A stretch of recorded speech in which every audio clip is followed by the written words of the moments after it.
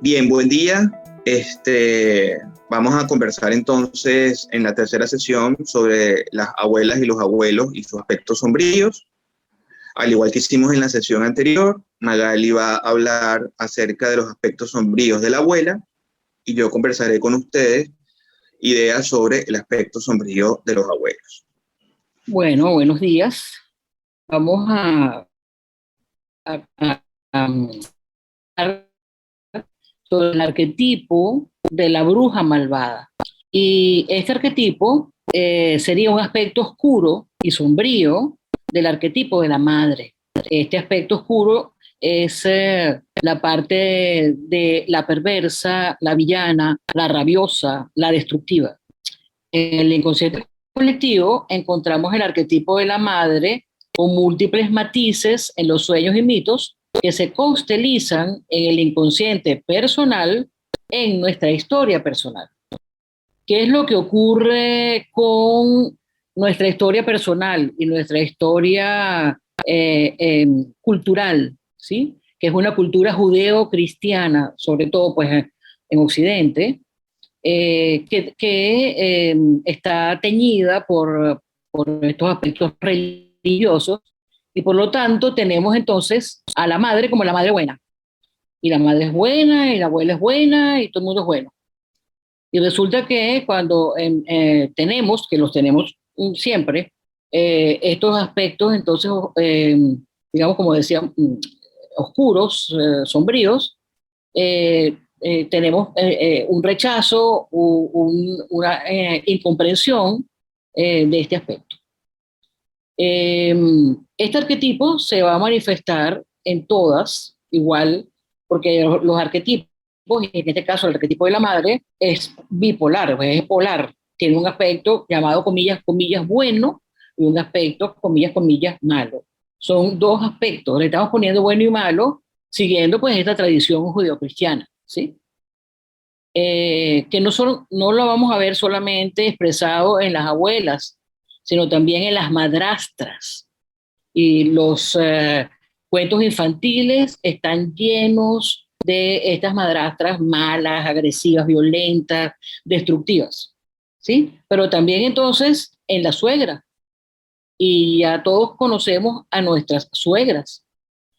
Las niñeras, que también ha habido bastante en el cine sobre los aspectos oscuros de las niñeras. Entonces las madres buscan una niña buena, por supuesto, para que se quede con sus hijos mientras pues va a salir. Y resulta que a estas niñeras lo que se les ocurre, bueno, es una cosa totalmente destructiva y agresiva, etc. Entonces, madrinas, tías, también van a representar este arquetipo de la bruja. ¿Sí? Entre las características de lo materno, tenemos una autoridad de lo femenino.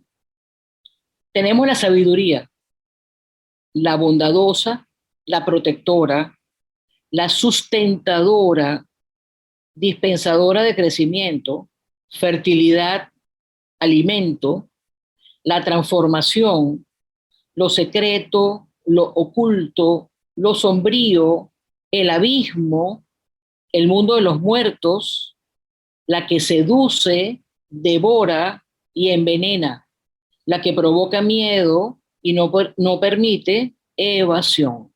Entonces ella está dentro de la construcción y la destrucción. Construye y destruye. Jung le concede a la figura de la madre un lugar privilegiado tanto en el desarrollo de la personalidad del varón como de la mujer. Para ambos, la madre como personificación de la vida y de lo eternamente dado, es decir, del alma, del inconsciente arquetípico, constituye una presencia envolvente, misteriosa, de plenitud inagotable, de posibilidades, de lugar de transformaciones, matriz de símbolos y unión de opuestos. O sea, realmente ocupa todo.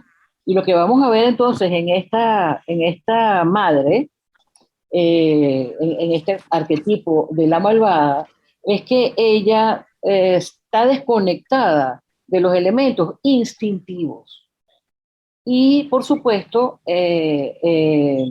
no tiene la posibilidad entonces de protección, la posibilidad de muchos de estos elementos que estuvimos ahorita eh, comentando. Entonces, desde los inicios de su obra, Jung nos habla del concepto y figura de la Gran Madre, que aparece, como les decía, en las religiones. Es un símbolo derivado del arquetipo materno, en sus dos aspectos, positivo y negativo, de madre amante y madre terrible. En el cristianismo, la figura más completa es la de María, que es también la cruz como árbol materno y suplicio de su hijo, mientras que en la India sería la contradictoria Kali, y para la filosofía Shankya, Prakriti, con los tres rasgos de bondad, pasión y tiniebla, puesto que en realidad esos son, dice Jung, tres aspectos esenciales de la madre: su bondad protectora, su emocionalidad orgiástica y su oscuridad inframundana. Para la psicología, la madre personal nunca es suficiente. Si está siempre, crea dependencia. Si ella desea lo mejor para su hijo y fantasea su futuro, está dominando su vida y su destino. Cosa que vemos, ¿ah? O sea, esto no es si fuese así.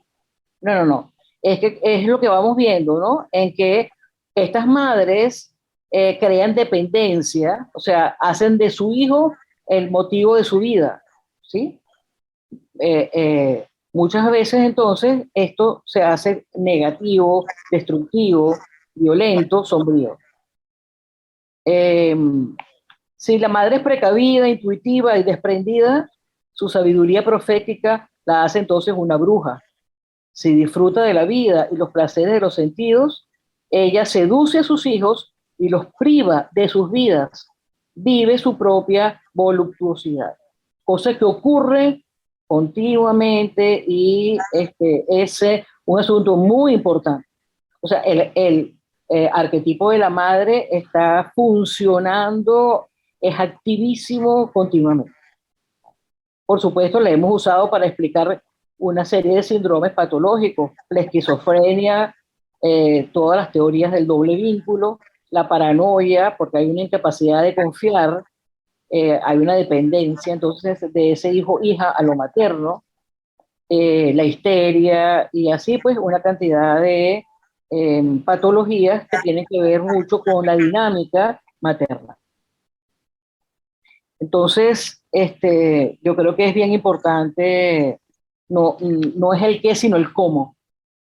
Y esto pues nos lleva a comprender que el trabajo que nos va a tocar en relación a lo materno y particularmente en este caso que estamos viendo hoy a lo materno malvado, o sea, a la parte más sombría, desde esa perspectiva que estamos viendo religiosa, sería pues el trabajo de la sombra, ¿sí?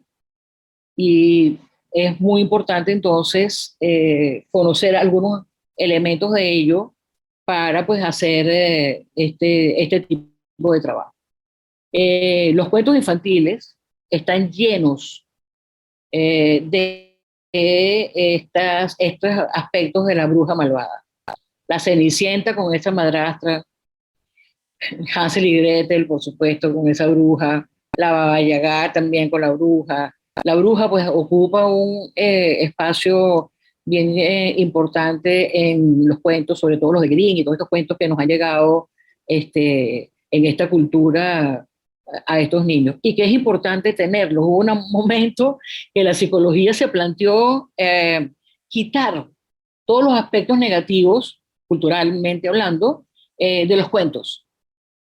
Eso fue nefasto, porque nuestra psique, la psique de los niños, necesita la polaridad para que haya un trabajo de integración, porque la mamá y la abuela están tan buenas como tan malas. para ponerlo pues en esos términos maniqueístas. Y es importante entonces saber distinguir, poder discriminar cuáles son esos elementos para trabajar algunos e integrar siempre pues estos aspectos ya trabajados, etcétera. Entonces, pasamos a revisar algunos aspectos del concepto de sombra, ese otro desconocido en nosotros, pero que somos nosotros mismos. Un estado que lo llamamos inferior. No sé por qué llamarlo inferior, porque no es ni inferior ni superior, solamente que es polar al otro elemento, ¿no? Pero eso mismo, de que le estamos dando un espacio y una potencia a lo bueno, lo superior, etcétera, entonces todo lo que, comillas, es malo, destructivo, entonces es inferior. No, no, es censurable desde la perspectiva judeocristiana, ¿sí? Pero necesario para nuestra perspectiva psicológica, ¿sí? Entonces, todo esto reprimido y censurado por la cultura y la religión es realmente un material maravilloso para poderlo ingresar una vez trabajado también en nuestra psique personal, familiar, individual, porque por supuesto, familiarmente vamos a estar llenos, impregnadísimos de esas madres, abuelas, tías, madrinas, etcétera, etcétera, que tienen este aspecto, ¿no? Porque, bueno, se mueven elementos de envidia, ¿sí? Porque entonces yo tenía una paciente que ella envidiaba a su hermana y se convirtió por esa envidia en una tía malvada con esos sobrinos. O sea, esos sobrinos fueron los que vivieron entonces la envidia de esas hermanas, la envidia de una de ellas que se tradujo pues en una agresividad y destructividad con esos sobrinos. Si vemos a la medusa, nos petrificamos del horror de lo que somos nosotros mismos, porque está representando la sombra, y la sombra es todo aquello que no podemos aceptar, es inaceptable y censurable, porque justamente no cabe dentro de esos cánones judeocristianos, colectivos, etc. Entonces, el trabajo de la sombra va a ser sumamente importante y necesario en el proceso de individuación, en el proceso de hacernos conscientes de lo que somos y lo que tenemos. Y para ello tenemos que traer, una vez que los reconocemos, estos aspectos malvados y violentos que tiene, entre muchos otros, esta madre terrible, esta bruja malvada, esta hechicera, porque son todos los aspectos de lo femenino que van a tener elementos entonces de sombra para convertirse pues en estas brujas malvadas. Podemos percibir la sombra indirectamente. Nos damos cuenta por el rechazo y la connotación emocional a ciertos rasgos de rechazo desproporcionado. Entonces, vamos a traer algunos elementos de sombra. Es también un tema muy interesante, muy importante, necesarísimo de conocer. A ver, entonces la sombra sería un arquetipo que todos tenemos y es donde están todos los elementos psíquicos, emociones, concepciones, etcétera, de lo que no queremos ser, de lo que la cultura y la religión satanizan, ¿sí? Eso no debe ser y hay una cantidad de códigos para evitar conectarse con todos estos elementos. Aquí, si hiciéramos códigos, pues sería cómo conectarnos realmente con eso que es tan detestable y horrible, pero tan absolutamente necesario conocerlos e integrarlos. Y el reconocimiento de la sombra se hace posible si y solo si estamos en humildad. O sea, tengo que como que bajar los niveles Porque si me quedo en el nivel de la bruja malvada, entonces lo que va a haber es una guerra, a ver quién gana.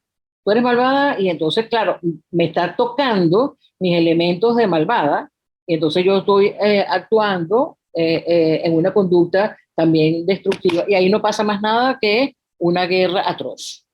¿Sí? Entonces debo de humildad no en el sentido religioso y tal, sino humildad en el sentido de bajar como a un nivel donde yo pueda entonces ver y sentir todo lo terrible que es para mí en este caso la bruja malvada, ¿no? Entonces, desde allí vamos a poder confrontar todo aquello que es ajeno, extraño y desconocido que soy, que es uno. Y es únicamente este reconocimiento y consideración consciente lo que se necesita donde quiera que se establezca una relación humana, la cual no está basada en diferenciación y perfección, pues estas solo enfatizan las diferencias o sacan a relucir exactamente lo contrario. Está basada más bien en la imperfección, en lo que es débil, desvalido y que necesita apoyo. Esto suena simple, pero las cosas sencillas son siempre las más difíciles. Para la mitología griega, el mal colectivo es una creación divina. Todos los dioses del panteón olímpico presentan una extraordinaria correspondencia con nuestro mundo de ibris, de sombra. Se trata de fuerzas arquetipales que se manifiestan entre los seres humanos, los dioses, los diferentes elementos arquetípicos, y el mal es una fuerza preexistente con la que deben contar los mortales. Ahorita es un momento precioso para entender lo que nos está pasando a cada uno de nosotros en relación con la guerra, ¿sí? Lo que estamos diciendo, qué horror X es malo y está haciendo tal cosa, yo entonces, cuando oigo la noticia, entonces digo, ah, pero debería ocurrir tal cosa y me estoy comportando exactamente igual en mi psicología que el señor X del cual estoy criticando. O sea que es importantísimo vernos en el espejo, porque lo que nos está molestando de uno es porque lo tenemos nosotros en sombra. Si nosotros estamos diciendo, algunos de nosotros, que Putin es un psicópata, un narcisista, un titán, y me molesta tanto que debería de ocurrir tal cosa y por otra, yo tengo esos elementos que todavía no he reconocido en mí, pero que muy fácilmente lo estoy poniendo, en este caso, pues en este señor. Entonces, ojo con todas estas cosas que nos mueven, ¿verdad? Y entonces, que además nos hacen entonces actuar de una manera algunas veces inadecuada. La negación del mal es una conducta para poder soportar la realidad que ha acarreado mucho daño al mundo. Lo que podríamos hacer como trabajo para afrontar la sombra es asumir nuestro trabajo individual de ampliar nuestra conciencia. Estoy poniendo este ejemplo de la guerra actual, pero esto es lo que hay que hacer con la bruja malvada, esta abuela que estamos llamando pues oscura y negativa, para conseguir el proceso de individuación es ir haciendo conciencia de todos estos elementos desconocidos, pero nuestros, ¿verdad? Para ser conscientes, en tanto lo hacemos conscientes y hay un trabajo de ello, iremos viendo progresivamente cómo es ese trabajo que se va haciendo, ¿verdad? Para hacerlo consciente y entonces poder hacer pues una unión de opuestos entre los elementos, comillas, comillas buenos, comillas, comillas malos. En relación al trabajo e integración de la sombra, hemos denominado proceso de individuación a una serie de fases transformadoras para obtener un producto diferente del que inició el movimiento para finalmente reconocerlo, traducirlo, interpretarlo y por último integrarlo a la conciencia. Son varias las disciplinas que han aportado imágenes y metáforas que lo enriquecen, como la mitología con sus dioses y arquetipos, la alquimia, la mística, miles, miles de posibilidades, miles de mitologías que enriquecen y que le van dando entonces la posibilidad para hacer el trabajo de estas figuras arquetipales. La alquimia, por ejemplo, convertir el plomo en oro es una manera de decir, ¿verdad? Que puedo entonces ir trabajando para tener un producto integrado que tenga esos dos elementos, el plomo y el oro, dentro de su finalidad, pues, ¿no? Su fin. Tendríamos la iluminación o el hacer conciencia en la imagen de la luz. Luz como conciencia.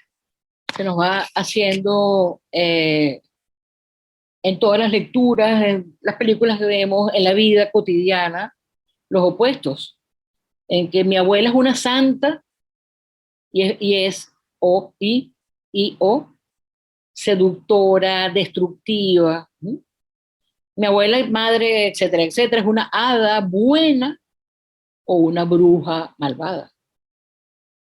Abuelas siniestras, devoradoras, oscuras, agresivas, desconsideradas, despreciativas.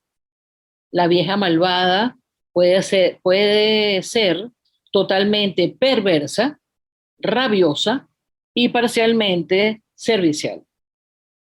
La bruja malvada puede ser una figura que destila un efecto inexplicable e invisible, una especie de mágica influencia demoníaca de la conciencia con la finalidad de que alguien se sienta paralizado y sin vida. Puede ser codiciosa, rabiosa, vengativa, celosa y con un comportamiento intrigante y ofensivo. Esta abuela destruye inconscientemente la vida joven, alegre y vibrante por razones de envidia. Eso no lo podemos imaginar, que la abuela sea envidiosa. Y retención de poder, e impide así que los jóvenes se independicen, porque en la medida que se independizan, entonces ya no va ella a tener la misma dinámica, ¿ok? Porque ya pues el otro se hizo hombre o mujer, ya no es el niño que va con mucho terror a aceptar, pues, ¿no? Estos latigazos de la abuela. Sin duda alguna, que las cuestiones siempre son de a dos. Sin duda alguna que hay todas estas características que tiene la bruja malvada, ¿sí? Pero también estos hijos, estos nietos, estos niños, estos sobrinos, vecinos o el que sea, tienen elementos que constelizan, que actúan sobre los elementos malvados, siniestros, devoradores, agresivos de la bruja malvada, de la abuela. ¿Ok? O sea, esto no es unilateral, que la bicha es una terrorífica bruja malvada. Sí es, pero también hay una dinámica, y esto es importante. Una abuela extremadamente complaciente y comprensiva puede actuar como una bruja malvada. Ojo, porque entonces le doy todo lo que quiera. Y esto puede ser muy nefasto. No crean que porque le doy todo lo que quiera, hago que todo lo que el niño diga, pida, y yo además a todas las malas conductas las arreglo, etcétera, es un horror. O sea que lo que hay es que también tener como un balance de estas abuelas complacientes y comprensivas. Ante la presencia de estos venenos y fuerzas destructivas, tenemos que aprender en nuestro trabajo de sombra, tenemos que integrar los elementos para sobrevivir y ser autónomos. Y como les decía, los cuentos infantiles están llenos de estas imágenes. Por supuesto que también de las otras que vimos el otro día, de las imágenes de las abuelas buenas. Pero ¿qué pasa con estas? Que como son sombra, cuando salen, nos mueven elementos desconocidos, ¿verdad? Emocionales siempre, ¿sí? Y entonces nos dejamos atrapar por las brujas malvadas. La bruja de Blancanieves. la bruja, ¿no? ¿Quién es más bonita? Y en el espejo siempre salía tú, que la más bonita soy yo, y todo aquel rollo, ¿no? Entonces, se va dando toda una posibilidad que tenemos de trabajar esos elementos o de quedarnos totalmente sumergidos en ese arquetipo que entre tanto no lo conocemos y no lo integremos, lo vamos a repetir, como vimos el primer día, en el árbol genealógico por siempre. Es que siempre tuvimos en el árbol genealógico una bicha, una tía, una abuela, etcétera, etcétera, que como bicha, lo pongo entre comillas, bicha, era agresiva, violenta, no sé cuánto, nos dijo tal cosa, ¿no? ¿Ok? Como la de Hansel y Gretel, ¿no? Entonces, y tantas otras. Entonces, es de suma importancia que la podemos reconocer, que no es nada difícil de hacerlo, solamente que por la emocionalidad que nos produce, muchas veces nos aterra entrar en contacto con estos elementos. Lo voy a dejar hasta aquí para ver a los abuelos ogros y tal. Y luego entonces en las preguntas y respuestas darle pues las vueltas que tengamos que dar. Bueno, gracias, tía. Este, yo quisiera iniciar quizás las reflexiones con ustedes diciéndole que es muy complicado el poder encontrar cierto material de la malignidad o de la hechicería en lo masculino y en los abuelos.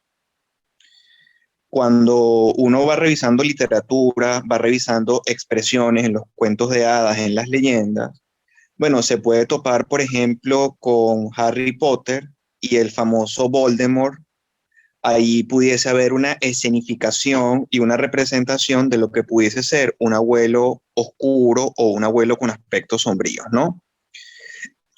También lo podemos ver en Peter Pan, en Garfield, cuando este hombre está intentando luchar contra su vejez, luchar contra lo que Peter Pan representa a través del puber eterno, ¿no?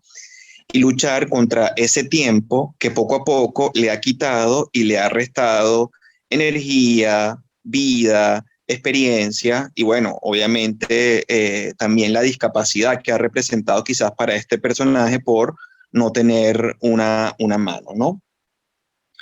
Cuando nos topamos con las imágenes oscuras del hechicero, del brujo malvado, lo que ustedes van a observar es que generalmente a lo masculino se le ha como puesto un lugar de tonto o de estúpido. Y es a través de la representación de ese abuelo tonto o de ese viejo estúpido en donde nosotros podemos ver cómo esa actitud tiene un impacto en el inconsciente personal y en el inconsciente colectivo.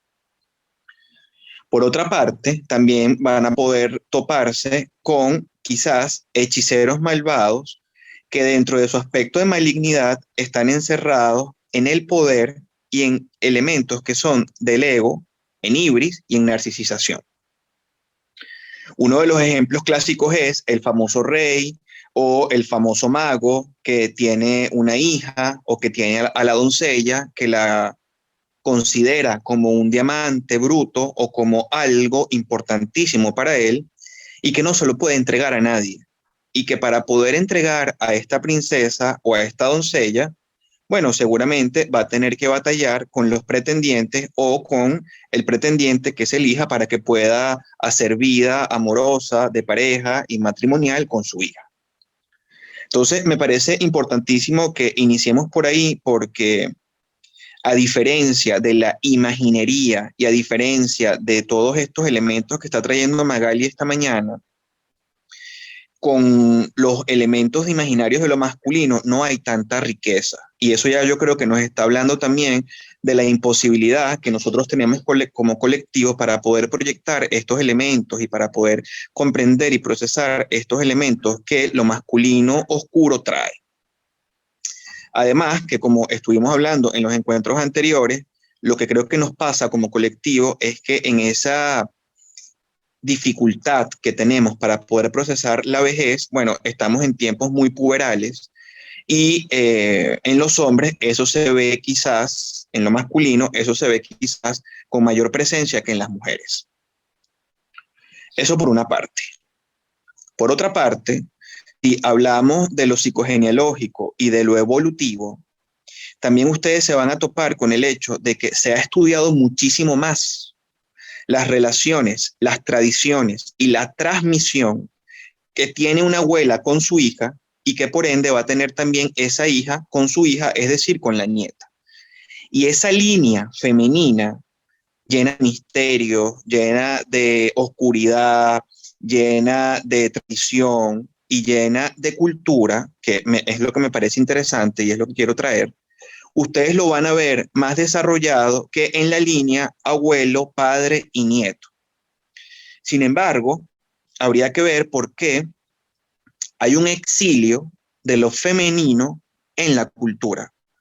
Y nosotros solamente le colocamos a la cultura aspectos de lo masculino, ya sea por el patriarcado, ya sea por los tiempos que vivimos, ya sean porque esta línea evolutiva de crianza y de transmisión de abuela, madre, nieta es más rica, más oscura, tiene mayores enigmas, mayores misterios, y por ende, bueno, hay mayor posibilidad de imaginería y hay mayor posibilidad, bueno, de poner a la psique y a la mente a proyectar todo un montón de elementos que pueden surgir de esa psique objetiva, ¿no? De esa psique en donde surgen los arquetipos. Yo me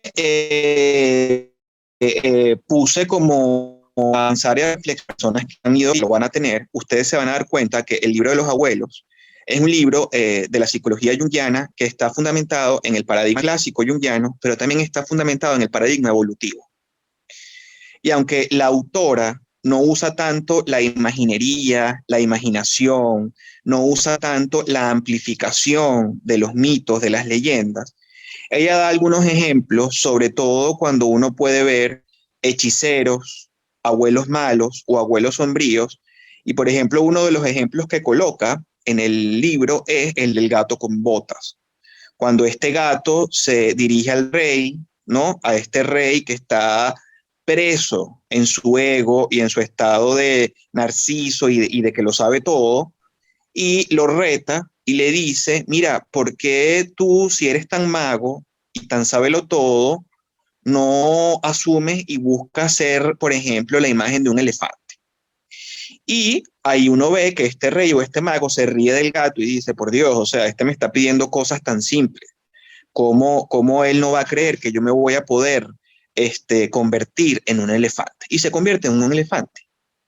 Luego el gato con botas le dice, wow, qué impactante, ¿no? Y ahí vamos viendo también cómo uno a veces se va como desarrollando y vinculando con la malignidad, desde la picardía, desde el elemento trickster, ¿no? Y desde el elemento también en donde ese viejo que se lo sabe todo no está dándose cuenta que está siendo usado, manipulado o que obviamente hay otro que sabe mucho más que él por el atrapamiento en el que se encuentra, ¿no? Y el gato luego le pide que entonces, ¿por qué si puede convertirse en un animal tan grande, ahora no se convierte en un animal más pequeño como puede ser un ratón? Y bueno, un gato pidiéndole a un mago que se convierta en un ratón, yo creo que ustedes van más o menos sabiendo qué va a pasar con el desenlace de este mago, de este rey. El rey y el mago dice, bueno, claro, me voy a convertir en un ratón. Se convierte en el ratón y ¡shush! El gato lo termina obviamente pescando y lo termina obviamente matando. Eso es lo que vemos generalmente con lo que pasa con lo masculino sombrío, lo que le decía al inicio, o sea, se le pone en un papel como de tonto, de imbécil, de que no es posible, obviamente, procesar en el vínculo algo con él y que más bien siempre va a ser devaluado y excluido de la cultura. A mí me parece interesantísimo que nosotros podamos ver dentro del punto de vista evolutivo, con estas ideas que también trajo Magali, que no solamente el abuelo, pero bueno, lo voy a poner en el abuelo por lo que les acabo de decir, que parece que se le adjudican más elementos de la cultura y a la abuela más elementos de la natura, que en esa contraposición de lo que el propio arquetipo con sus opuestos trae en esa tensión.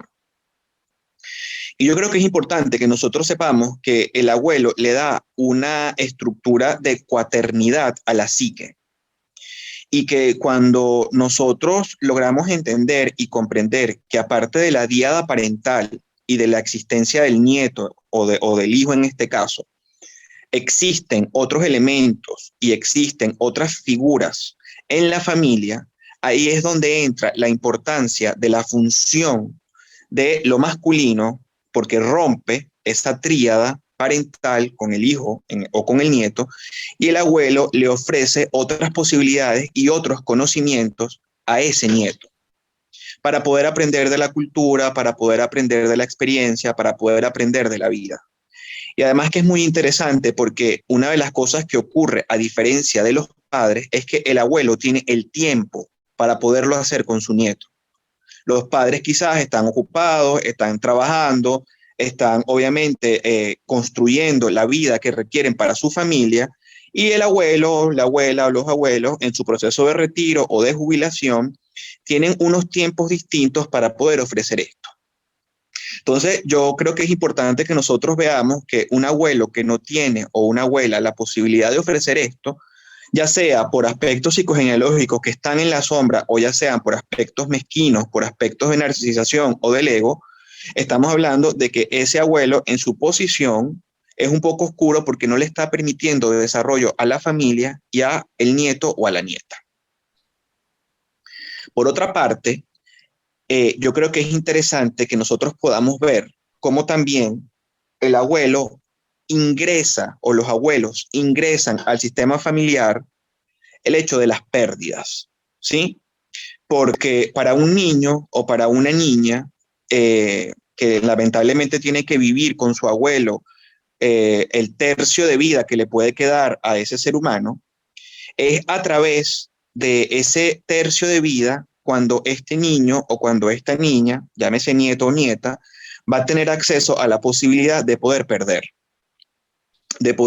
a un ser querido, de poder perder a un ser humano que uno puede amar y de poder perder también lo que ese ser humano te pudo ofrecer y te pudo transmitir en el ciclo de desarrollo, y no voy a hablar de crianza, pero bueno, a nivel familiar que pudo a través de su rol de abuelo o abuela ofrecer. Y habrá que ver cómo la familia, en función de lo que veíamos en la primera sesión y todos estos aspectos psicogenealógicos, hacen frente a esto. Porque como se dan cuenta, estoy hablando de todo un montón de figuras sustitutas o de todo un montón de figuras que también arropan o ayudan a procesar a este nieto o a esta nieta las pérdidas, ¿sí? Porque generalmente al abuelo, a distinto de la abuela, bueno, el abuelo descansa, el abuelo es lento, el abuelo está como una figura que es anexa a la abuela, ¿sí? Sobre todo en estas culturas más latinas, judio-cristianas, judías, y es siempre como una figura un poco sustituta, ¿no? Entonces, yo creo que sería importante que pudiésemos pensar y pudiésemos reflexionar que si el abuelo no entra en esta tríada y empieza a generar para la psique en el desarrollo de este niño, de esta niña, este cuaternio, bueno, ahí vamos a ver todo un montón de apareceres, de cuadros de sufrimiento, incluso a veces hasta de cuadros psicopatológicos en la triangulación parental con el hijo o con la hija y de lo que esa triangulación puede generar, ¿no?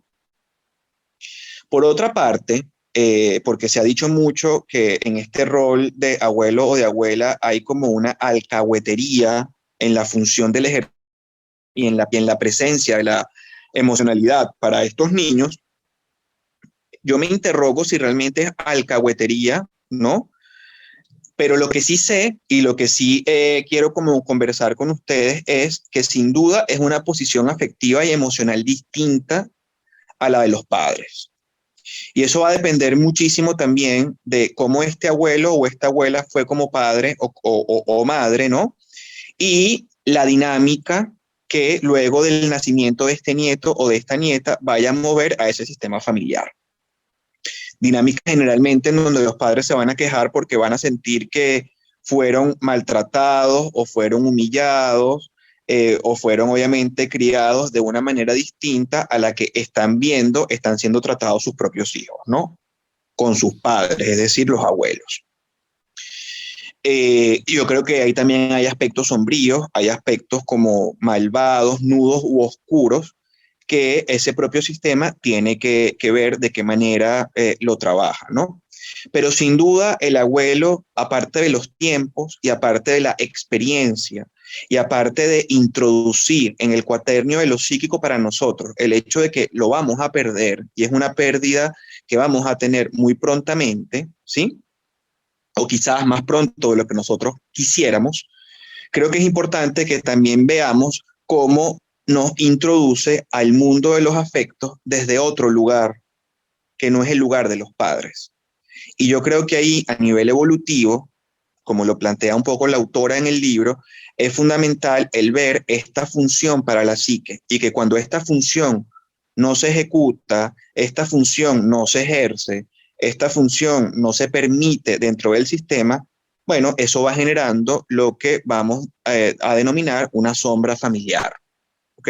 Una sombra en donde por los complejos de los hijos, por los complejos de los padres abuelos y por la poca resolución, tramitación y dificultad que esos complejos pudieron haber traído al sistema familiar, bueno, eso va a generar este engranaje psicogenealógico que va a depender muchísimo de cada familia. Nosotros lo veíamos en enero cuando quisimos traer con ustedes la película Encanto, ¿no? No se habla de Bruno y lo que Bruno está constelizando en ese sistema familiar. O sea, Bruno no necesariamente es el tío oracular, loco o demente, sino que en todo sistema familiar, esa sombra familiar va a proyectarse en todos los elementos que no se pueden conversar, ¿no? Ustedes saben que yo vivo aquí en Quito, Ecuador, en un país andino, en donde yo me he dado cuenta, a diferencia quizás de mi país Venezuela, por esta parte del país, la importancia que tiene el chamán o el taita, ¿no?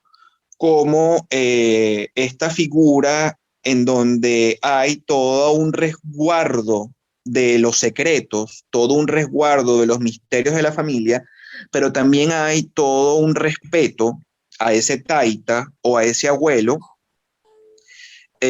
por la experiencia de vida que tiene y por la experiencia de vida que nos puede dar y que nos puede proyectar a la familia, ¿no? Sin embargo, una de las cosas que a mí me llama muchísimo la atención es también a veces como estos taitas, estos abuelos o estos chamanes, en su parte oscura son muy duros, son muy severos con la familia y son muy duros y muy severos con la pareja, con la abuela, que tiene otro nombre. La verdad que ahorita no se me viene cuál es el nombre que se le da a la abuela en estas culturas, pero sí sé que a los abuelos se les dice taita. Y en este estado como que yo les hablaba del viejo tonto o del viejo enfermo que también Magali les trajo en la clase anterior, o de este viejo que está inflado por el ego o por lo narciso o el elemento de ibris que tiene, una de las cosas que a mí me ha llamado la atención es la vileza y la agresión que tiene el abuelo con la pareja y con los hijos, y a veces también con los nietos. Vileza y agresión no solamente verbal, sino también física, ¿sí? De hecho, esto es un país en donde hay bastante maltrato físico, no solo hacia las mujeres, sino también hacia los niños, y sobre todo en este tipo de etnias o en esta parte de la población. Una de las cosas que a mí me llamó muchísimo la atención fue este tema de los ortigazos, o sea, el castigo que implica el haber irrumpido un valor familiar o social y a través de esa ley indígena, el hecho de que te tengan que desnudar y caer a ramar, no limpia, sino como castigo. Y a través de una rama que además cuando toca la piel, arde. O sea, no solo el propio ramazo, sino que el efecto que genera este tipo de plantas es que luego te queda ardiendo la piel. Entonces, bueno, a mí me parece eso desde mi posición un poco vil y un aspecto como sombrío muy importante de este taita, ¿no? Sin hablar de las repercusiones y de las consecuencias que también he visto puede tener el hecho de la iniciación sexual en la familia. Y estoy hablando de elementos quizás mucho más primitivos, mucho más sombríos y que son difíciles para nosotros poder procesar porque en algunas partes todavía de este país la iniciación sexual tanto de la hija o como de la nieta tiene que estar atravesado primeramente por la iniciación sexual del taita. O sea, es el taita quien primero inicia a la hija y luego a la nieta, ¿no? Y esto es un país en donde hay muchísimo abuso sexual por lo mismo que estoy conversando. Yo no sé si esto es cultural, si esto es por lo endogámico, que a veces estos aspectos familiares de estas etnias uno puede ver, y por eso es que uno ve que la exogamia es importantísimo. Por eso es que yo estoy poniendo como elemento importantísimo para poder trabajar y que no se quede en esta sombra familiar, personal o cultural, todo dentro de la exogamia que implica el taita y su postura oscura, ¿no? Una de las cosas que también me llama la atención y que quiero traerlo para que lo podamos hablar y discutir es que en ese complejo de macho, lobo, cabrío, tal, hay aquí unas festividades que son las festividades de la Navidad y las festividades del fin de año.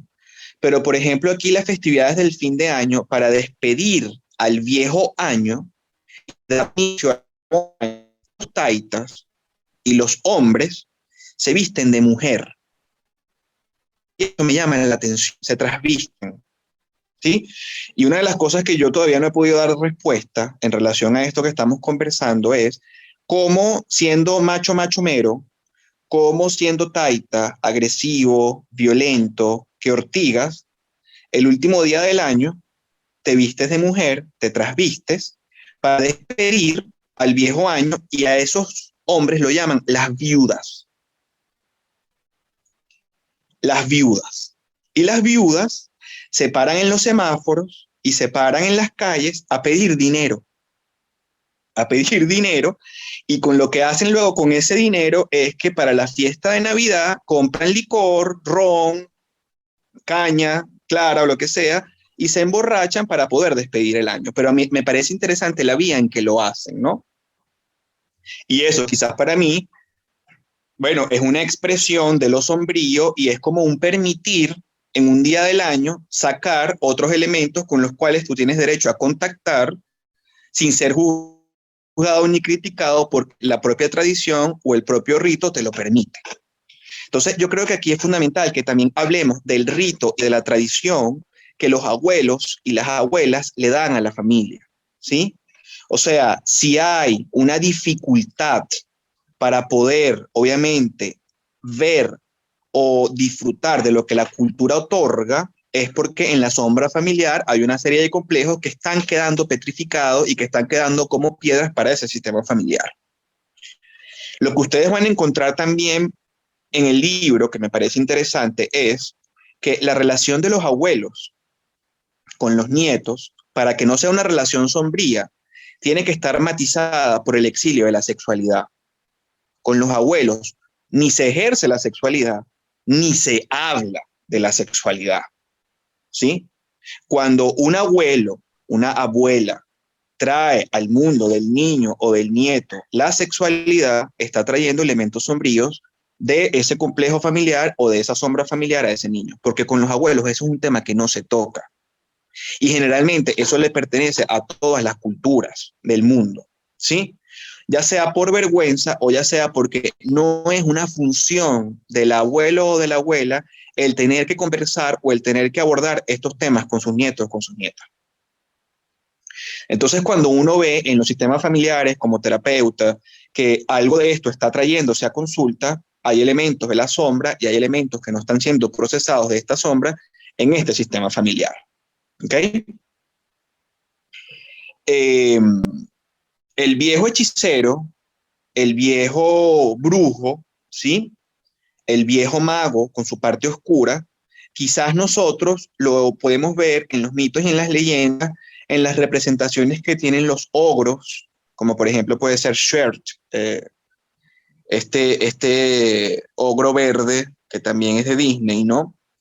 Lo podemos ver en los dragones, ¿sí? Sobre todo en el ejemplo que ponía al inicio, que es este asesinato que hay que darle al dragón, si sobre todo el dragón es un viejo horrible ogro que tiene preso a la diamante doncella hija, ¿no? Y a través de ese simbolismo de matar a ese dragón es que nosotros podemos encontrar lo que el dragón esconde. No quiero cerrar mis reflexiones para que podamos conversar acerca de estas ideas que traigo con ustedes, sin la posibilidad de tampoco ver lo que la tortilla tiene del otro lado. Si uno no tiene en su vida la posibilidad de hacer frente a una madrastra, como decía Magali, a un padrastro, a un viejo brujo, y uno no sabe hasta dónde la relación y el vínculo que uno mantiene con esa persona te va a llevar, yo creo que uno es a través de estos vínculos como uno puede empezar a contactar y a procesar los aspectos de la sombra, ¿sí? De la sombra personal. Así que yo creo que habría que agradecer a esas madrastras o a esos padrastros, y ustedes dirán, bueno, David Galápagos, las aguas de Galápagos le hicieron algo en la cabeza, pero gracias a que esa polaridad y esa tensión en la relación existe, es que uno puede realmente contactar con elementos que uno jamás hubiese podido contactar si la relación no te hubiese llevado a esos niveles, ¿sí? Yo creo que el sufrimiento viene de ahí y yo creo que parte de la salida que nosotros tenemos como colectivo y como individuo es intentar comprender que en esa tensión de opuestos de buenos malos, abuelas sabias, abuelas brujas, abuelos bonitos y cuches y abuelos ogros o abuelos que violan, taitas y todo esto que les quise traer. O sea, que nosotros entendamos que es a través de esa polaridad donde está el sufrimiento y que nosotros debemos hacer la integración y comprender que el abuelo que tuvimos, que la abuela que tuvimos o que en el ejercicio de abuelo que estamos nosotros haciendo, tenemos aspectos oscuros, luminosos, buenos, malos, y que todos nosotros, bueno, somos presas de todos estos elementos que estuvo también conversando Magali con ustedes sobre la sombra. O sea, que si seguimos en la polaridad, si seguimos en la posición de querer estar ocupando alguno de estos dos roles, bueno, eso es lo que nos va a seguir generando el sufrimiento en lo colectivo y en lo individual. Bueno, quería traer para ustedes estas reflexiones y estas ideas sobre los brillos, sobre lo oscuro y sobre el desarrollo y el rol y el ejercicio que tiene un abuelo para la familia. Y nada, como siempre, vamos a dar espacio al espacio de amplificaciones, preguntas y de reflexiones con ustedes. Me disculpan que no pude prender el video, pero bueno, no estoy en un lugar que tenga mejor internet, pero bueno, espero que se haya podido escuchar bien, sin problemas, sin interrupciones. Ya José Luis está levantando la mano, así que le damos la palabra. Adelante, José Luis. Muchísimas gracias, David, a Magali especialmente. Como siempre, suelo lanzarme de primero al agua y excusas por hacerlo. Y con respecto a tus dificultades para conectividad, David, lo que nos da es una envidia infinita de no poder estar allá en Galápagos por todo lo que cuentas. Qué maravilla, y sería delicioso poder hacerlo. Hice unas pequeñas anotaciones porque, como siempre, todo lo que se dice acá mueve cosas internas y genera varias reflexiones. El primero, y una pregunta tanto para Magali como para ti. En nuestras familias, no tanto en el tío abuelo, más bien en la tía o abuela, que es, se le pone comillas el mote de imprudente. Es esa persona, esa mujer que se dice con frecuencia por la espalda, porque no se le dice de frente, que no tiene conectada la lengua y el cerebro. Dice cualquier cantidad de cosas, muchas de las cuales son verdades que nadie se atreve a decir. Y a veces uno se avergüenza de escuchar la forma en que habla, pero luego cuando se pone a pensar, uno con un poco más de calma dice, bueno, es que ella en el fondo no es políticamente correcta y dice las cosas como son. La pregunta, Magali y David, Magali, especialmente con lo que dijiste, sería, ¿será que esa tía imprudente o que no tiene conectada la lengua con el cerebro ya logró un proceso interno con su sombra en la cual no le avergüenza decir las verdades? ¿Cómo categorizar a esta persona y de pronto dentro de qué arquetipo? Sería una primera pregunta. Magali, tú hablabas del tema de la sombra y la guerra y el hecho de que se catalogue a un personaje como el que inició todo este conflicto, Vladimir Putin, por ejemplo, como megalómano.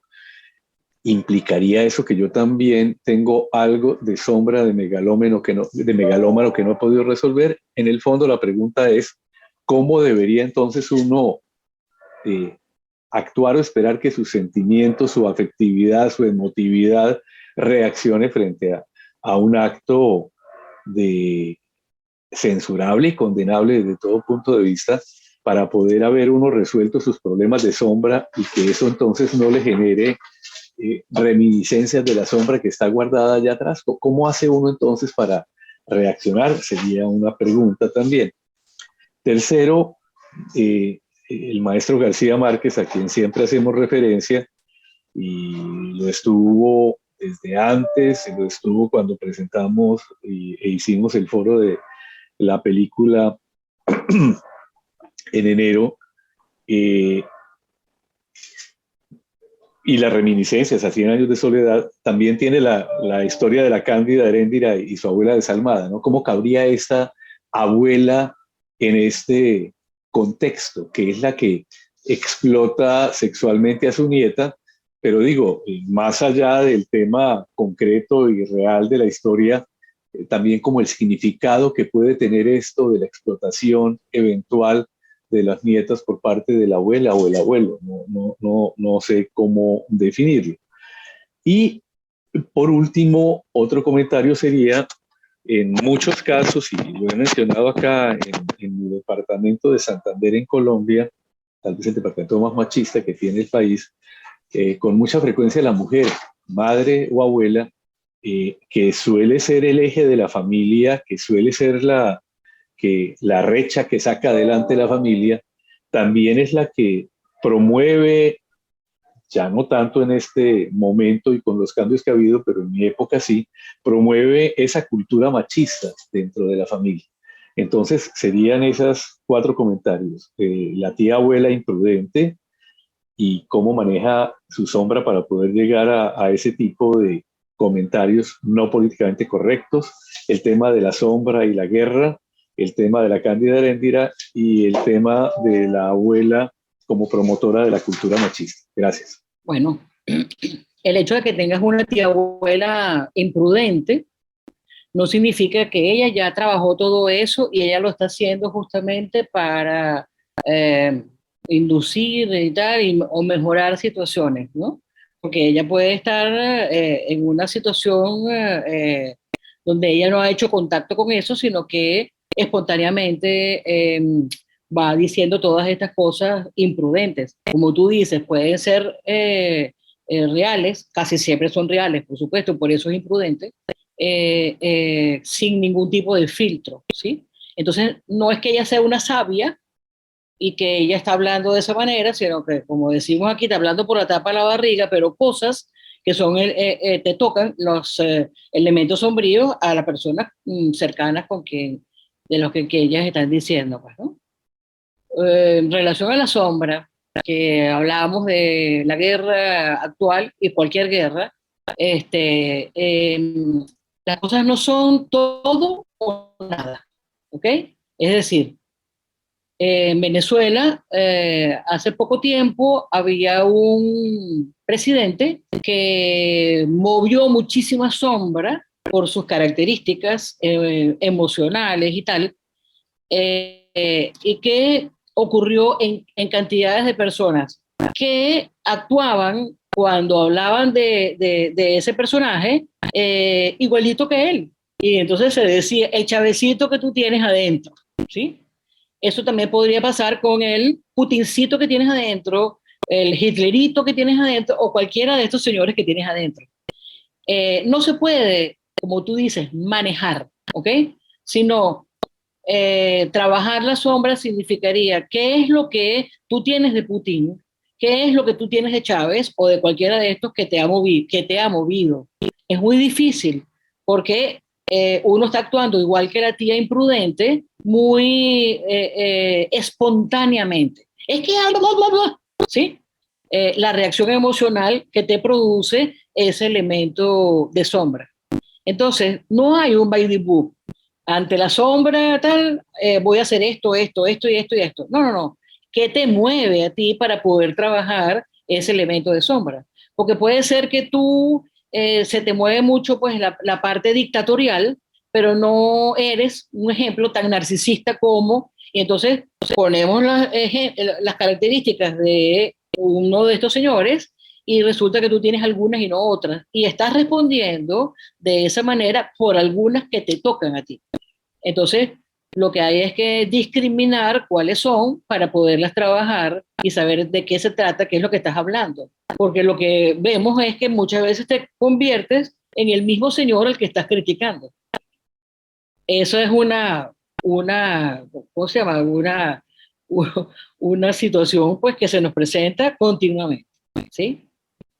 La otra, la abuela desalmada. Bueno, una abuela malvada, una abuela que no está conectada con sus instintos, con la parte suya bondadosa, con la comprensión de lo que es una mujer. Y voy a hacer aquí un paréntesis de lo que hablaba David, ¿no? Que me pareció importante cuando él se preguntaba por qué la línea femenina es una línea tan importante transgeneracional que no lo es así tanto la línea masculina. Y bueno, ahí habríamos que abrir muchos seminarios, que no es el caso en este momento, pero una de las cosas, vamos a decir, básicas, es la diferencia masculino-femenino básico, que sería intelecto, emoción, ¿sí? Y por supuesto, lo emocional va dando unos giros de acuerdo a momentos, movimientos que se están dando continuamente. Voy a traer el ejemplo que también trajo David, el encanto en esa película, ¿no?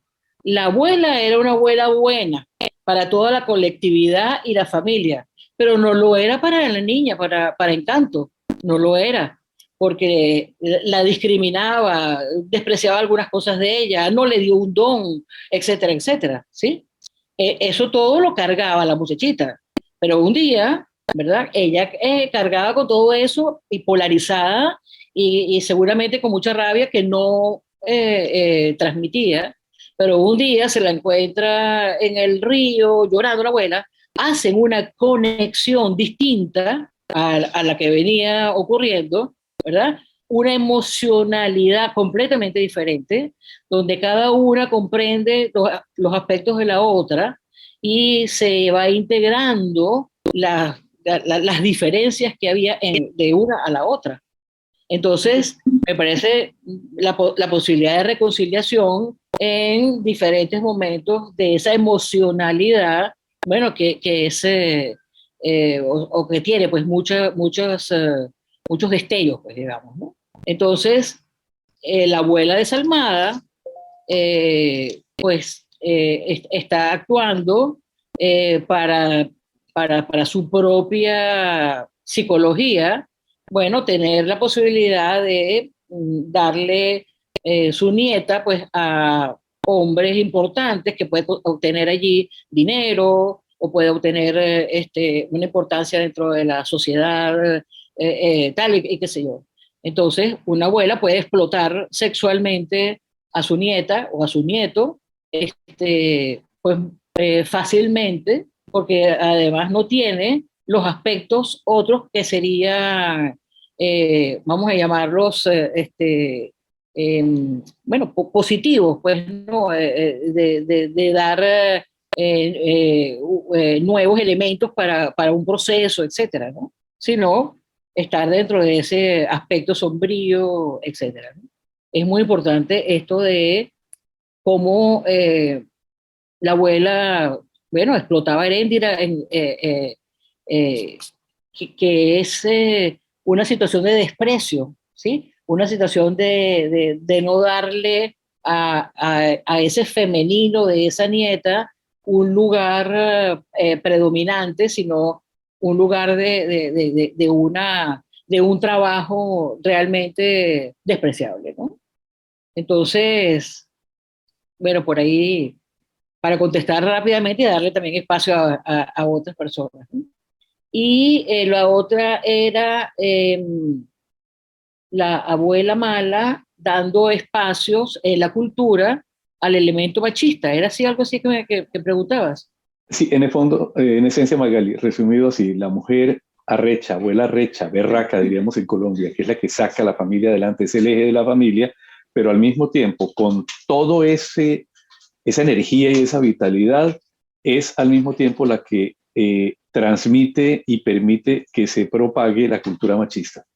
Sí, sin duda, porque esa abuela que tú me estás describiendo es una abuela que tiene características masculinas desarrolladas. Esa abuela arrecha, berraca, no sé cuántas cosas, es una abuela masculina violenta, agresiva, ¿sí?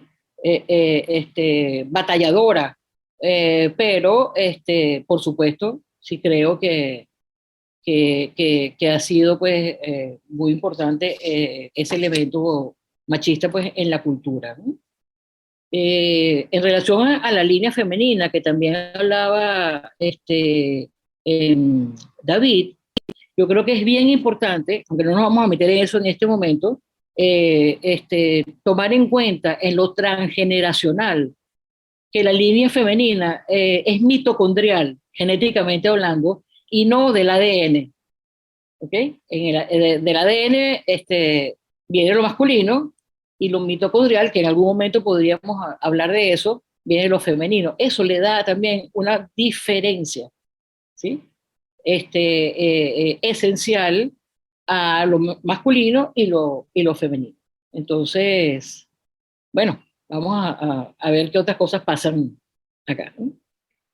Si no, aprovechando también que somos pocos, puede abrir el micrófono y conversar.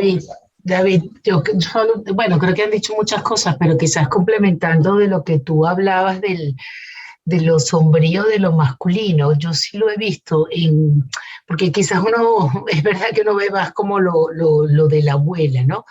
Pero sí lo he visto sobre todo como ese abuelo en sus características muy narcisistas, castradoras, que no deja que se dé un desarrollo en la línea de lo masculino.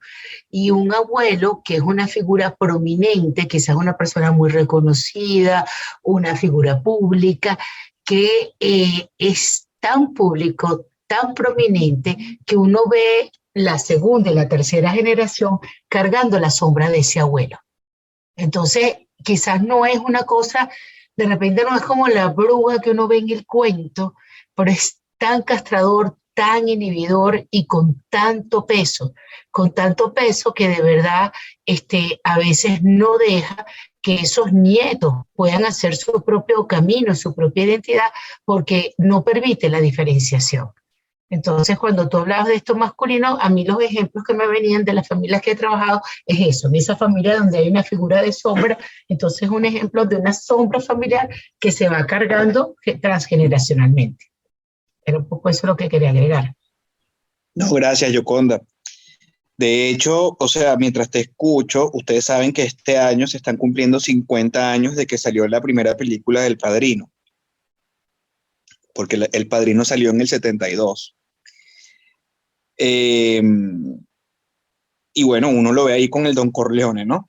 O sea, esto que está diciendo Yoconda de poder, de valores, de que le importa la familia, pero también, bueno, o sea, cómo Al Pacino, que era uno de sus hijos, se termina convirtiendo en él después de que él sufre el atentado y lo intentan matar, ¿no? Sí, es así. O sea, hay una castración absoluta que inhibe la imposibilidad de poderse diferenciar.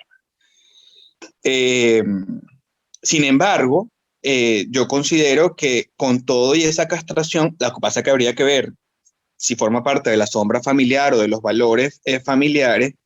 Ahí hay o sea, como un elemento cultural, pero también de valores. Yo conversaba esto con Magali después de que vi la película y ella me decía, si tú le dices a la gente que Don Corleone era un hombre de valores, la gente va a decir que tú estás fumando marihuana, pero sí era. O sea, con esa estructura que tenía y de que le importaba a la familia y todo lo demás, o sea, cuando él decidía asesinar a uno de sus enemigos o a alguna de las personas que le estaba haciendo daño, era por un código moral de rectitud absoluta. Pero ese código moral de rectitud absoluta es lo que tú estás planteando. Llega a ser tan castrador y llega a estar tan asumido por un elemento tan narcisista que, bueno, que no permite estas flexibilidades y que el vínculo tenga una dinámica distinta como quizás uno pudiese ver con las abuelas o en otro tipo de vínculo. Pero gracias por la amplificación, porque es así. Y eso pasa de generación en generación. Bueno, y uno ve lo que pasa en El Padrino, ¿no? O sea, que hasta la hija que con la que comienza la película y la boda, no sé, en El Padrino 3 es más psicópata y es más dura y más imponente que Don Corleone. Gracias. Y quería agregar, por ejemplo, en la línea de lo femenino, yo he visto, por ejemplo, que no es la abuela bruja, pero al final termina siendo un aspecto terrífico al mismo tiempo, y voy a la misma línea de la no diferenciación. Esa abuela que ha sido abuela y madre. Ha sido madre porque por diferentes razones, porque la mamá tuvo hijos muy jóvenes o qué sé yo, tomó el rol materno ante esos nietos. Entonces entra en una competencia muy dentro de la envidia de lo femenino y de cómo se nos mueve el complejo materno, en una lucha de poder de quién es mejor mamá. O sea, uno no ve tanto en la línea de lo masculino quién es mejor papá. Uno ve como quién es mejor hombre. No sé, como una cosa de que falo es más grande, pero no como quién es mejor papá. En las mujeres sí se ve una cosa más de quién es mejor mamá. Entonces se entra en una competencia también que tampoco permite la diferenciación y bueno, se da lucha de poder. Yo lo digo porque a mí me llega el nieto o la nieta con el síntoma, ¿ok? Pero que cuando mira para atrás uno se da cuenta que es una dinámica de complejo materno y paterno transgeneracional. Entonces, bueno, era eso. No, gracias por eso, porque eso, en un ejemplo más o menos, la autora en el libro también lo pone, ¿no? Sobre todo en esta dinámica de envidia de la que tú estás hablando, uno lo escucha mucho en nuestras culturas y en la consulta. O sea, la mamá que dice, yo te recuerdo que yo soy tu madre, yo no soy tu hermana mayor. O sea, como intentando imponer valores, principios, pero bueno, lamentablemente hay una abuela detrás que no está permitiendo que esa dinámica fluya. O sea, yo te recuerdo que yo soy tu mamá y a mí me respeta y se hace lo que yo diga y no lo de tu abuela y tal. O sea, y también esa poca valoración que puede tener a veces la abuela de lo que hace la hija, pero bueno, eso habla de la dinámica sombría que también existe en esa dupla, ¿no? Gracias, Yoconda. Sí. Está levantando la mano Juliana. Adelante, Juliana. Bueno, primero que nada, por supuesto, súper bueno el seminario. Yo creo que, bueno, los aspectos sombríos son más difíciles de revisar que cuando vimos las sesiones anteriores, los aspectos positivos, ¿no? O sea, cuesta más tanto para preguntar como para ver, como para participar, creo yo. Nos deja así como en una cosa que todavía no se termina o sea, nos lleva pues a mover muchas cosas internamente, ¿no?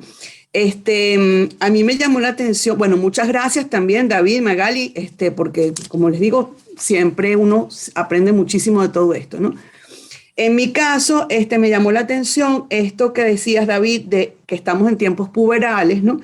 Y que eso también trae mucha dificultad para procesar la vejez y sobre todo se ve más en los hombres que en las mujeres, ¿no? Yo, a nivel de mi familia, bueno, y a nivel de los abuelos que he tenido la oportunidad de conocer a lo largo de mi vida, he visto un poco difícil la capacidad del abuelo de sentir ese llegar de la vejez, ¿no? Y hay mucho, ahorita quizás con la parte que decía Yoconda del tema del falo en el hombre, ¿no? Y la potencia sexual, la potencia masculina y el hombre y la fuerza. Yo creo que el hecho de un abuelo que asuma la vejez, que, de verdad, o sea, como un abuelo sabio, me ha costado más verlo, no sé si todos ustedes piensan lo mismo, que lo que se pueda ver de repente en las abuelas, ¿no? Quizás las abuelas también, por el hecho mismo de conectar con lo que decían Magali y David, el tema de la línea femenina, donde también se incorpora mucho lo oscuro y lo misterioso y esta cosa de la sacerdotisa y aunque existen también aspectos negativos y oscuros y sombríos de las abuelas, estábamos hablando también de la maldad de los abuelos y todo eso, yo siento que en los abuelos es difícil. Yo he visto más la tendencia de los abuelos que no quieren reconocer que ya no pueden manejar, los abuelos que no quieren reconocer que de repente ya, porque puede ser peligroso, pues porque a nivel de sentidos del organismo ya la vista no les da ni las reacciones instintivas les dan se les da tan fácil como a los jóvenes. Y entonces esa sabiduría a veces es difícil de encontrar, ¿no?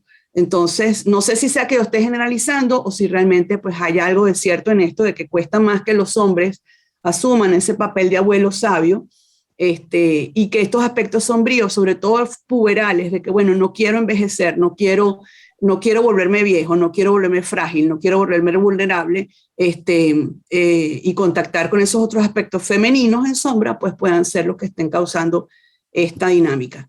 Eso era lo que quería aportar. Gracias, Juliana. Yo creo, ya le voy a dar la palabra a Magali, pero yo también creo que es por el exilio que ha tenido lo femenino en la cultura. Más o menos se los comentaba a ustedes ahí, ¿no? O sea, al nosotros simplemente intentarle adjudicar la transmisión de lo cultural a lo masculino, bueno, o sea, eso también está trayendo cosas importantísimas para el colectivo. Yo creo que ahorita estamos en un proceso y en un paradigma como de cambio y de transición, en donde poco a poco lo femenino tiene que ir entrando en la cultura, pero no puede entrar con los discursos violentos, feminazis, todo, o sea, con todas esas cosas que también estamos viendo, porque es lo mismo, pero con el lado de que ahora lo están haciendo mujeres y todos estos movimientos políticos, ideológicos, ¿no? Vamos a ver qué piensa Magali al respecto, pero a mí sí me parecería interesante que empecemos a pensar y empecemos a ver o a intentar interpretar lo femenino en la cultura y ver si realmente por esta cosa patriarcal y esta cosa del poder y de lo fálico ha estado tan castrada, tan pisoteada ese elemento y ahora cómo puede dar cabida y entrada, ¿no? Sí. O sea, pero que no sea desde la línea de la violencia. Eso. Porque si se supone que es lo que tú estás criticando o lo que tú estás evitando, no puedes entrarle a la cultura desde ahí. Es mi pensar. Adelante. Estoy completamente de acuerdo contigo y por esa línea iba de que así como antes hablábamos, ¿no? De que la abuela aquella berraca y tal y qué sé yo, es una promotora de toda esta cultura masculina predominante. No podemos con el pensamiento y la línea de trabajo que muchas mujeres tienen en este momento como necesidad para entrar pues, en este movimiento donde lo femenino tenga un espacio en la cultura. De esta manera yo tampoco estoy de acuerdo ni creo que va a poder ser por allí. Yo creo que la línea debe ser otra, que estas señoras están, para mí, pues solamente, o sea, entrando por el elemento intelectual y de la emocionalidad reprimida y muy dentro de unas respuestas emocionales ante el pisoteo y toda esta cosa, y que bueno, también creo que por ahí no es. O sea, yo creo que hay que rescatar la emocionalidad que es inherente a lo femenino y que desde allí, porque allí hay un poder, lo que pasa es que ha sido catapultado, pero hay un poder que, bueno, pues, como decía mi analista, carretas y carretones de cosas que hay que desempolvar, desenterrar, para conseguir pues esa esencia. Así que nos queda bastante trabajo a las generaciones existentes y de después para irlo haciendo. Ok. Gracias. Okay. Aquí estoy. Okay. Está levantando la mano Vivian. Adelante, Vivian. Hola, David. Somos Vivian y Luis aquí. Hola, Magali. Hola, ¿qué tal? Mira, dos cositas que quisiera comentar. A ver cómo la ven ustedes, ¿no? Primero que Fíjate, yo he sentido quizá por el tema de las clases en la universidad y ese tipo de cosas, que la sabiduría de los abuelos está como un poco devaluada, ¿no? Antes, tú sabes, el abuelo era alguien a quien tú recurrías por conocimiento, sabiduría sobre muchas cosas. Hoy en día como la información, y eso es algo reciente, ¿no? Es algo quizá de los últimos 10, 15 años, cuando la internet se ha hecho tan accesible para todo el mundo de cualquiera, en cualquier nivel, de cualquier lado, puede tener acceso a toda la información que quiera, ¿no? Entonces ya ese buscar la sabiduría del abuelo para que te explique cosas, está como devaluado, ¿no? Y entonces eso le resta nivel, le resta a lo mejor respeto por esa sabiduría, ¿no? Por un lado. Por otro lado, también ocurre que porque la gente está viviendo más tiempo, están coexistiendo varias generaciones, ¿no? Ya no es el papá, el abuelo, y ahora está el bisabuelo y a veces más, ¿no? O sea, ahí están todos coexistiendo y todos tienen acceso más o menos a lo mismo. Ahí como esa separación intergeneracional ya no es tan marcada como antes, ¿no? Eso yo lo he visto en varias ocasiones y me gustaría si lo puedes comentar un poquito, Magali, porque yo creo que eso en el futuro cada vez va a ser más pronunciado, ¿no? Ambas cosas. Bueno, mira, yo creo que la digitalización, y estas son una de los elementos, lo que tú estás comentando, de los elementos nuevos con los que nos tenemos que empezar pues a, a hermanar, ¿no? La digitalización está acabando, bueno, con estos elementos, vamos a decir, eróticos, en el sentido de conexiones emocionales. O sea, si para un nieto el abuelo le cuenta algo, para él que está en lo digital, eso le parece completamente tonto. Para hablar del viejo tonto, pues entonces forma parte ya, o sea, tú estás viejo, abuelo, eso no se usa ahorita, pero ¿qué te pasa? ¿Ok? Y ahí es descalificado y despreciado inmediatamente por ese nieto, ¿no? O nieta. Entonces sí creo que esta va a ser una de muchas de los elementos que nos van haciendo, que va haciendo pues esta era digital, ¿no? Sin duda. Eh, y esto también está pasando, esto lo voy a extrapolar a lo que tú estás hablando de que en las generaciones ahora hay más bisabuelos y todo esto por la calidad de vida o el tiempo de vida que hay, pues, pero lo mismo, para un nieto, ese bisabuelo, eso es así como ahorita que está David en Galápagos, está viendo unas tortugas de año pum. O sea, ¿entiendes? O sea, es así como que, mira, ni siquiera oigas a ese tatarabuelo porque, o sea, vas a perder el tiempo.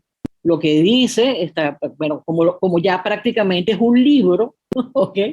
Así que hay que explicarle a los nietos qué es un libro, ¿no? Porque el smartphone, pues es el cuento del día.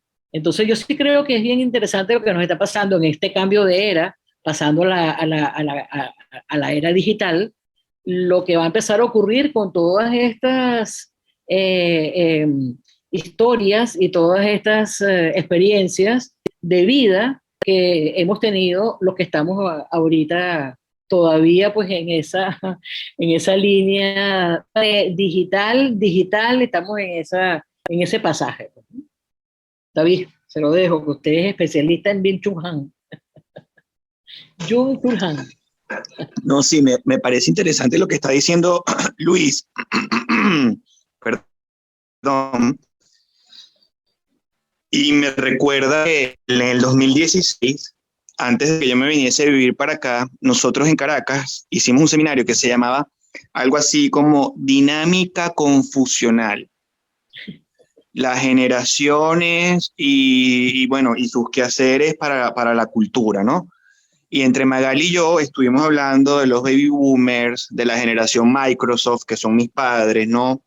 de la generación millennial, de los postmillennials, de los centennials, ¿no? Y además cómo todas estas generaciones están atravesadas por el elemento virtual, o sea, por la erótica virtual, y en función de sus momentos históricos,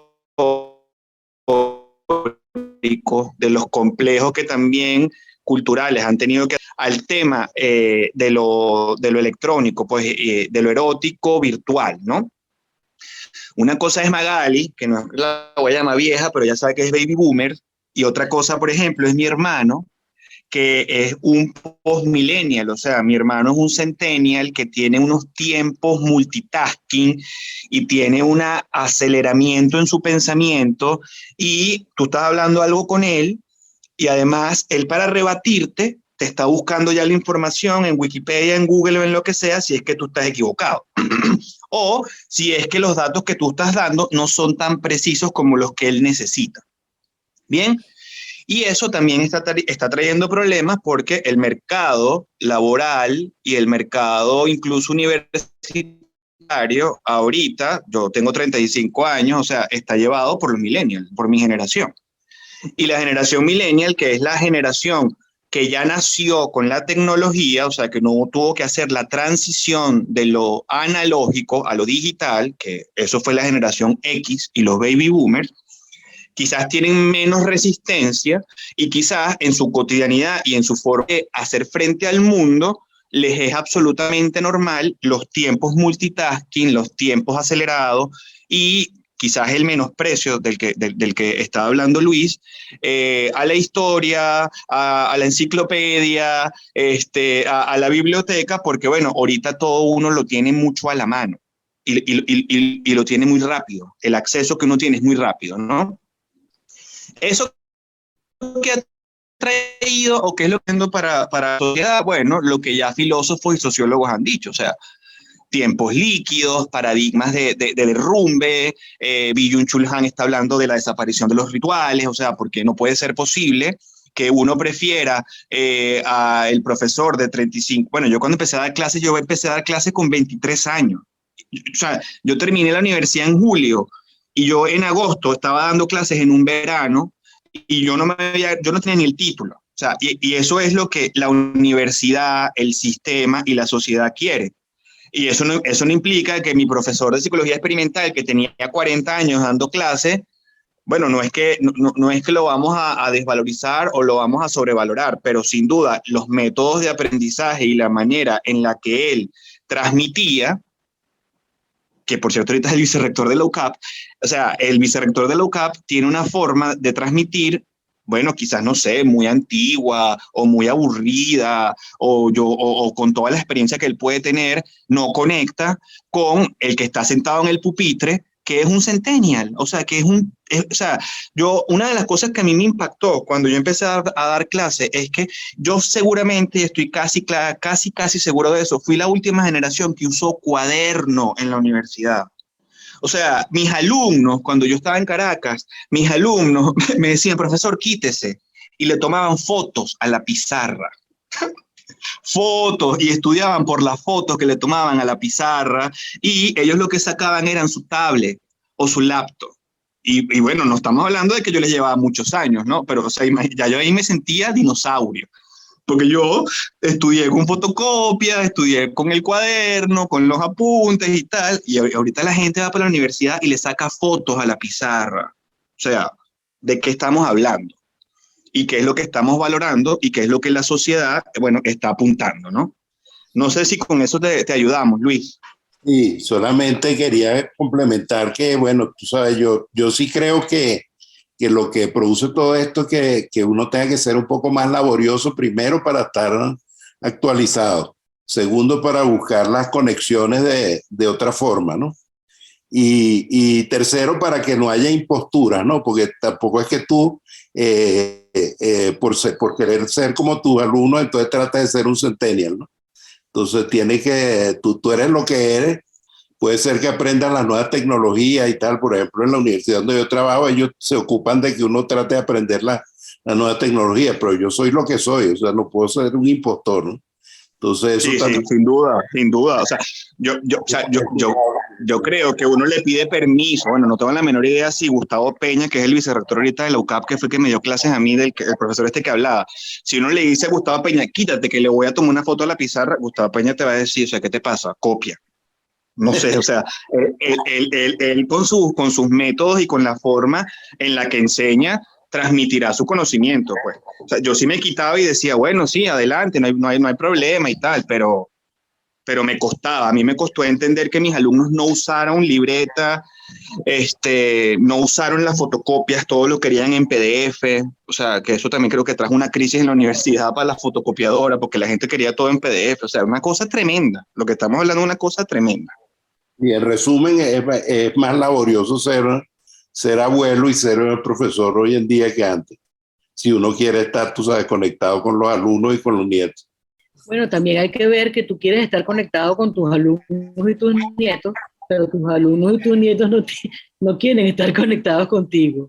Eso también habría que tomarlo en cuenta.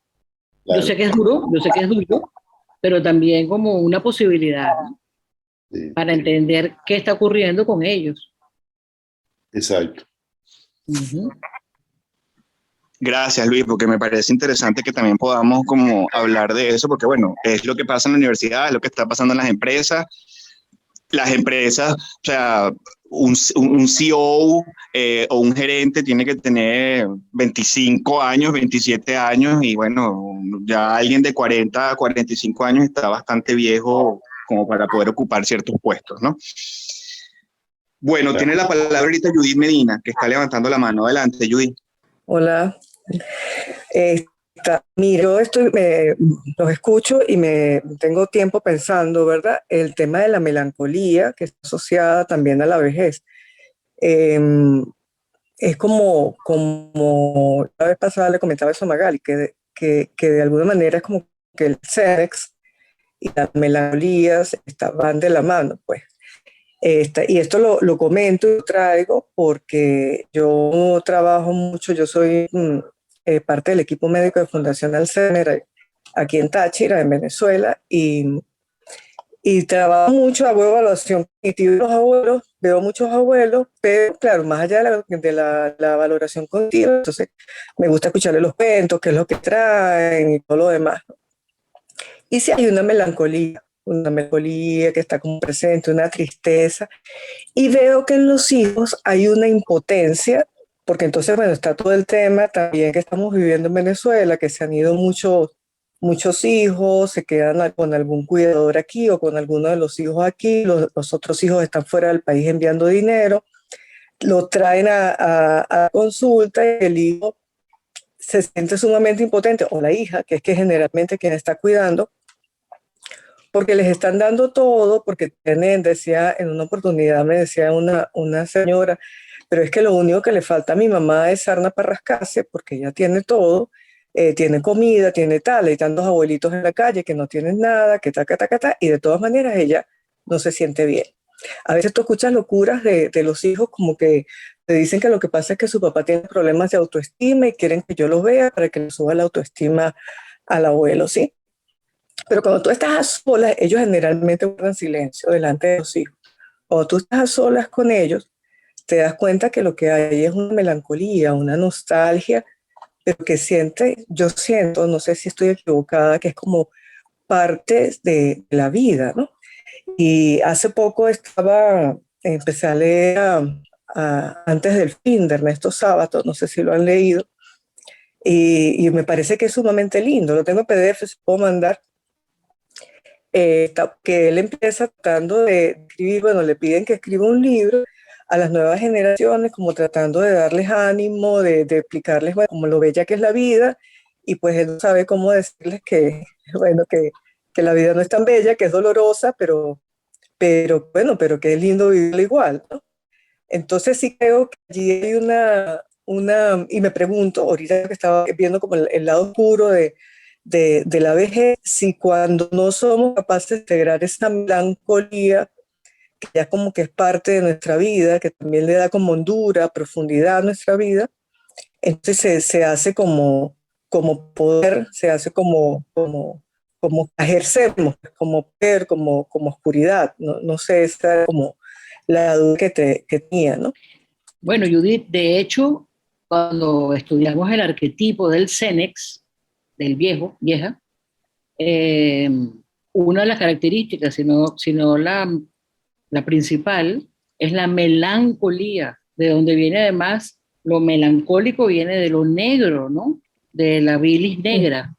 Esa, o sea que es un síntoma que tenemos en la vejez, en cualquiera de las diferentes expresiones arquetipales del viejo bueno o del viejo malvado o de la vieja bruja o lo que fuera, ¿no? Sin duda que es el síntoma quizás más importante con lo cual tenemos que trabajar con los viejos, con los abuelos, ¿no? Este, Nos cuesta, depende de las edades, de establecer una relación con la melancolía, porque hay muchas depresiones, pero en la melancolía está el que no hay nada que hacer, te dice el abuelo o la abuela, ya se está acabando mi tiempo, ya se está acabando los tiempos, yo me voy a morir. Hay una actitud de derrota, o en muchos de los que yo he visto ha sido así. Entonces, por supuesto, lo hace más difícil poder establecer una conexión, bueno, vital, ¿no? Vital con el abuelo o abuela. No se trata de conectarlo con el puber, ¿no? Por supuesto, porque no se trata de eso, no viene a cuento, ¿no? Pero sí que se conecte con la vida, como es la vida de una persona de esa edad, porque lo que hay es eso, pues es arrinconarse. No sé si es tu experiencia también. Bueno, sí, como que me aíslo, ya no me interesa lo que está pasando en la familia o en el sitio donde está viviendo, y bueno, se va consumiendo, se va acabando en esa melancolía. Eh, bueno, hay muchas imágenes. Hay una imagen de Durero que se llama Melancolía, que ves ahí pues la facies, ¿no?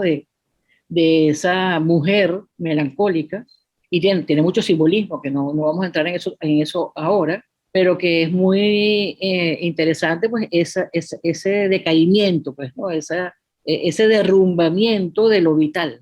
Así que bueno, Sí, aunque esté agradecido, o sea, la percepción que tengo, claro, a veces ves abuelos que están realmente como más en una depresión, pero a veces veo que aunque estés agradecido con la vida que has tenido, hay una melancolía que tiene que ver, es como que cuando le das, cuando logras tener como esa profundidad, te das cuenta, puedes ver como los opuestos, puedes ver como lo oscuro, ya no lo ves como tan lindo, has perdido la inocencia, ¿no?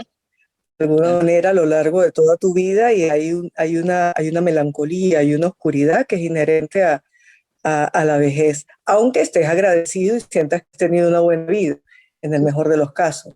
sí, porque esa melancolía es inherente a la senectud, es inherente a esa vejez.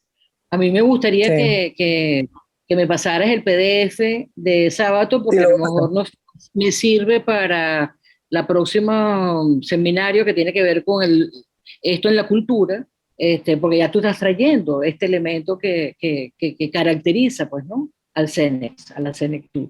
sí. Y las personas, Si lo puedes poner en el chat, el PDF, aquí lo bajamos todo. Bueno, ¿lo puedes hacer ahorita, Judith? Déjame ver si sé cómo hacerlo, porque tú sabes que yo soy de la otra generación también. Sí, yo sé que tú eres tres millennials, por ahí. Mira, pero si no lo puedes hacer y me lo haces a mí, Te lo mando a ti. Si no lo puedes hacer ahorita para el chat y así de una vez lo tienes, me lo haces a mí y yo se los mando a las personas que están inscritas en el seminario. Déjame intentarlo, y cualquier cosa entonces, si no, te lo mando a ti. Ok. No vayas a entrar en melancolía si no puedes, ¿eh? Trataré. Gracias, David, no Judith. sé si Gracias. No, está bien la conversa y la amplificación. Vamos a darle la palabra a Susana. Adelante, Susana. Y luego de Susana tiene la palabra Gilda. Primero, Susana.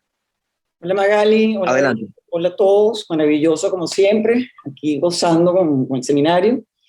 Mira, una de las cosas, o sea, escuchándolos a todos, yo pienso que uno de los dramas que estamos viviendo en el mundo actual, como han comentado antes, está relacionado con el tema de longevidad, porque ¿qué es lo que pasa? Fíjate, como dice David, ya una persona de 40 años no tiene valor en el mercado. Entonces, ¿qué haces tú con tu vida? O sea, si ya el sistema te elimina, te desecha porque ya no sirves, yo creo que el drama radica en encontrarle, o sea, ¿cómo hacemos las personas mayores de 40 años para encontrarle sentido a nuestra vida? Y cómo podemos seguir participando de un sistema que nos excluye? Porque ya no servimos, porque por la misma digitalización, la misma tecnología. Y como comentaba Juliana, creo, justamente, o sea, ¿de dónde viene esa melancolía? Perdón. Porque justamente tienen todo lo material, pero falta alma, falta sentido, falta utilidad, porque yo lo que creo que lleva a una persona a la depresión, a la melancolía, es cuando te sientes inútil. Cuando tú quieres conectarte con el nieto, con el bisnieto, y el muchachito está ahí metido jugando videojuegos, ¿no? O como tú dijiste, Magali, el drama es que los nietos no les aburren los abuelos. Es más, es tan dramático que incluso pasa de hijos a padres en esta era, donde no hay conexión. A los muchachos no les interesa conocer su historia, a los muchachos no les interesa sino en lo que están, ¿sabes? Entonces, yo, no sé, es lo que yo quería aportar, o sea, como buscar soluciones a este drama, porque es un drama que estamos viviendo todos ahorita en la humanidad, de 40 para arriba. Porque, ok, no me puedo quedar viendo atardeceres todos los días.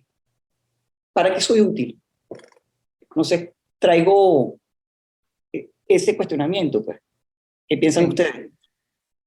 Se lo voy a dejar al Centennial, David. No puedes quedarte todas las tardes viendo el sol y ver cómo caen ocasos. Sin duda alguna, eso es un cuadro horrible. Horrible para poder tramitar la vejez, ¿no? Yo creo que hay que buscar el equilibrio, Susana. O sea, nosotros lo hablábamos en la primera sesión un poco de los tiempos puberales que estamos viviendo, y en esos tiempos puberales la no aceptación y el mandar hacia la sombra ya colectiva todo lo que el arquetipo del viejo trae, ¿no?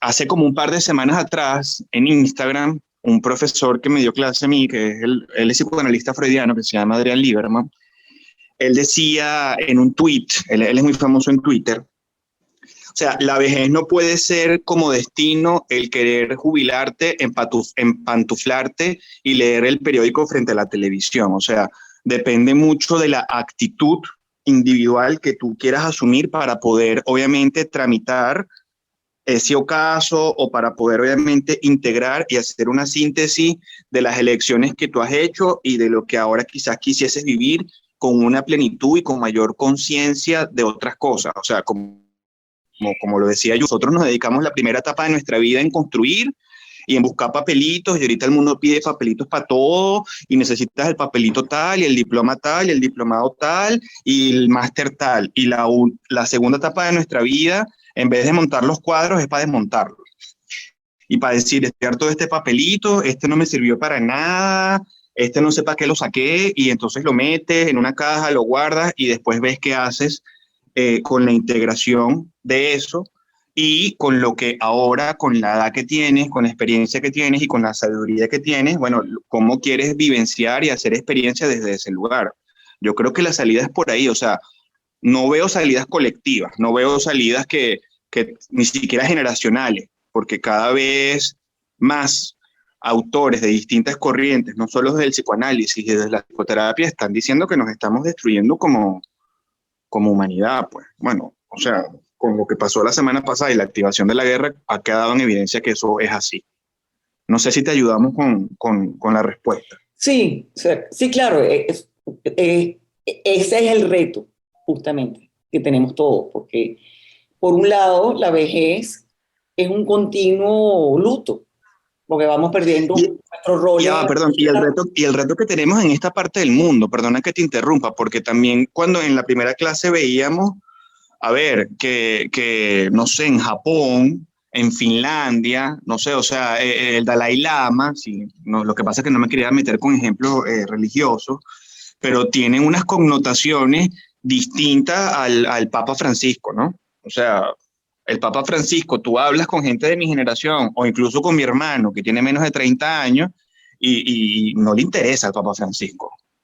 Yo no sé si tú le preguntarías a alguien de 40 años sobre el Dalai Lama que pertenezca a esa parte del mundo, si te va a decir, no me interesa el Dalai Lama. Dependiendo, Bueno, también dependiendo también de dónde nos paramos y en dónde hacemos vida, ¿no? claro, pero por eso, ese es el reto, porque lo cierto es que uno se despierta todas las mañanas y las 24 horas transcurren y tú tienes que ver qué haces con esas 24 horas. ¿Me explico? O sea, ¿cómo existes en esta parte, bueno, a donde nosotros pertenecemos, que es aquí en el occidente? ¿Entiendes? La cultura oriental es completamente diferente, es mucho más espiritual, mucho más, se valora más la parte del viejo sabio. Se valoran, digamos, hay inquietudes más de encontrarle un sentido a la vida, más allá de la carrera, de la profesión y del billete y del rol social, porque culturalmente son así, pero nosotros no. O sea, aquí en Occidente, tanto tiene, tanto vale, y vale es tu rol. O sea, bueno, es una sociedad muy narcisista, donde no hay no hay profundidad, sino pura apariencia y logros, pues. Pero entonces, o sea, es un planteamiento que propongo, pues, para que todos pensemos y vayamos buscando salidas, porque cada vez somos más y seguiremos siendo más con la ciencia, la tecnología. Vamos a seguir siendo más longevos. Mi suegra tiene 94 años y está como una uva. Mi mamá llegó hasta los 90 años. Si tú no puedes producir un mercado, ya no tienes un rol social, ¿qué haces tú con tu existencia tan longeva para no caer entonces en la melancolía, para no caer entonces en una depresión? ¿Entiendes? No sé, tengo esa inquietud y yo lo asocio con el sentido de la vida y cómo, en cierta forma, bueno, a la vez que también hay que trabajarse, yo veo la vejez como un eterno luto, porque como estaba diciendo antes, David, en la vejez tú te levantas todos los días y tienes que soltar algo. O sea, tienes que aceptar que perdiste alguna facultad, te duele el cuerpo, ya no eres joven, ¿entiendes? Vas perdiendo el atractivo, es una pérdida continua. ¿Cómo convivir con eso sin desplomarnos? ¿Cómo? Porque también cuando el nieto te va a visitar y lo que tiene es un abuelo chocho, que lo que hace es quejarse o no habla, o se queda y no se conecta, o sea, ¿cómo rescatar ese vínculo empezando por nosotros mismos? ¿Cómo conectarnos nosotros mismos con la vida? ¿Cómo vivir ese tercer acto? Que nos sintamos nosotros plenos y no estemos ahí esperando como Penélope que venga la familia, porque es un destino terrible. No sé, dejo la pregunta abierta. Esa es una inquietud que yo tengo. Pues. Sin duda. Bueno, y la angustia que representa también la vejez, ¿no? Gracias, Susana. Tiene la palabra Gilda y con ella cerramos ya en honor al tiempo. Adelante, Gilda. Un momentico, Gilda. Mira, David, como yo soy millennial, mandaron a mi WhatsApp el PDF pedido. Yo no puedo hacer más nada porque no tengo idea qué hacer con eso, más que yo Mándame. leerlo. Mándamelo por WhatsApp que yo te lo paso al correo. No, pero no es eso, es pasárselo a todos. Ahorita Mándamelo es posible a mí, pasarlo a... mándamelo a mí al WhatsApp y yo te lo paso a ti por correo y tú se lo pasas a todos por correo. Ok. Entonces no lo van a tener ahorita, sino después. Ok, dale. Gracias, Gilda. Adelante, Gilda. Bueno, saludos a todos. Gracias, Magali, como siempre. Gracias, David. Bueno, Magali, un besito para ti. Yo me imagino que tú eres como yo, que yo prefiero los libros. Yo tengo el libro en mi casa y le voy a decir a Beatriz que te lo lleve. Si tú puedes transmitir el otro como puedas, pero si quisieras leerlo, como a mí me gusta tocar el papelito y leerlo, yo te lo puedo prestar. Le digo a Beatriz que te lo lleve. Gracias. De nada. Maravilloso, como siempre, todo lo que uno escucha aquí en este seminario y todas las cosas por donde termina, todas las ramificaciones que terminan resultando al final. Siempre se hace uno muchas interrogantes, pero ahorita yo quisiera ir a una muy personal, que es como, yo soy una abuela y estoy una abuela que estoy en esa transición y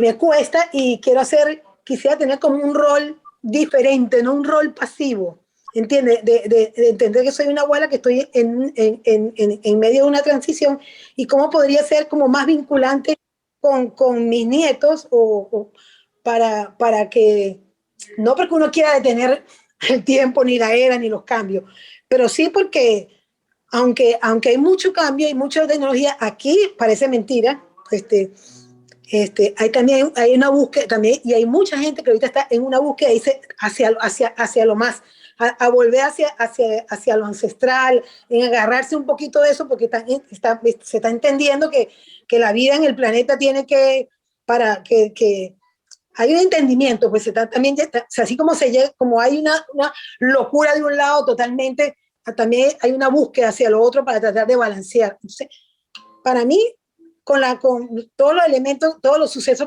últimos en la Tierra pues, han sido terribles en las relaciones, en los vínculos. Venimos de 2 años de pandemia, y sobre todo aquí en este país, que se ha manejado de una manera terrible, incluso con relación a lo de los abuelitos y que hablamos ahí. Aquí existen unos lugares que se llaman CHLD, porque aquí la cultura de aquí no es de cuidar. Así como a los 15 años te dicen a los hijos, usted se tiene que ir, a los abuelitos tampoco, nadie cuida abuelos. Entonces, aquí todo una locura, una doble moral, una hipocresía, pero quisieran morir todos esos abuelitos de cualquier cosa, amontonados en esos lugares, en un lugar donde nadie quiere estudiar enfermería, porque eso es una profesión que demanda mucho de ti de darle al otro. Es una situación terrible de primer mundo, que no, es la parte sombría, la parte que la gente no le gusta ver ni le gusta aceptar. Pero en ese contexto, yo estoy aquí y uno siempre quisiera como concientizar, no imponer, pero yo me pregunto, yo perdí mucho vínculo en la pandemia porque a pesar de que me mudé de país y dejé todo lo que he dejado, que todavía no termino de soltarlo, por ser abuela, porque no había podido ser mamá, porque me tocó que trabajar y no pude ser mamá. Pero de todas maneras les agradezco a ustedes, por cierto que les tengo que decir a los dos, que les agradezco que ustedes yo me he sentido mejor después de escucharlo a ustedes. Yo sé que fue un poquito suficientemente buena mamá. Entonces eso me ha dado, le estoy muy agradecida de verdad a los dos.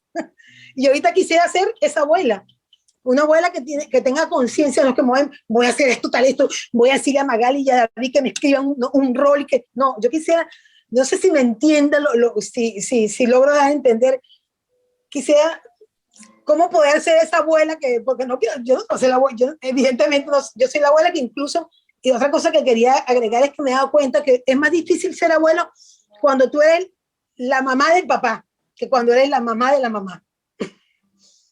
Y sobre todo cuando es de otra cultura la mamá. Y tú eres la mamá del papá que es de la otra cultura. Es más difícil. En el caso mío, me quieren controlar. Porque cuando yo estoy sola con mi nieta y la enseño a que se monte y cómo se podría escapar en un sitio y voy al parque y le digo, este es un bosque y le pongo palito y yo me escondo y digo, tienes que llegar a este sitio, la quiero enseñar a que aprenda Eso, y ella lo cuenta en la casa, entonces es el escándalo y más nunca quieren dejarla salir conmigo. Entonces, Bueno, porque estás en la abuela desalmada. yo, no, pero no es la abuela. Yo estoy ahí escondidita y le estoy diciendo, mira, mi amor, hacemos esto y después nos acontentamos y nos abrazamos porque nos conseguimos, porque logramos escapar. Y bueno, todas esas cosas que uno inventa con los niños. Pero, claro, después de la pandemia, pues, y de todas las reglas aquí donde le prohibían, aquí hubo las dos navidades donde era prohibido que los abuelos se reunieran. Esa era la ley del primer ministro aquí. Prohibido que los abuelos se reúnan con los niños. De hecho, al primer ministro aquí le llamaron el Grinch. Le decía a la gente el Grinch. Pero, ¿cómo haría? ¿Cuál es yo no sé cómo es la pregunta, o si la centro de mí, pero no sé cómo expresarla. Puede uno tratar porque somos abuelos que todavía no estamos en la posición que cuenta la amiga anterior, de que estamos en espera, de que nos lleven, o que nos lleven. No, o sea, no. Somos una generación de abuelos que estamos todavía en plenitud, un poco puer, pero ¿cómo sería el trabajo del abuelo ahorita con un poquito más de conciencia? Es individual. No hay códigos. Es individual. Lo que estás aprendiendo te va a servir con tu nieto. Así que te lo dejo abierto a eso.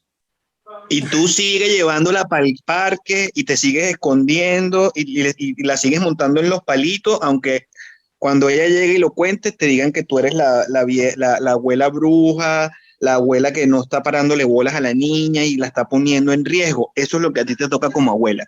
O sea, porque la capacidad que tú tengas de poder imaginar y de crear historias con tu nieta va a ser fundamental para su desarrollo y eso es lo que te toca, Gilda.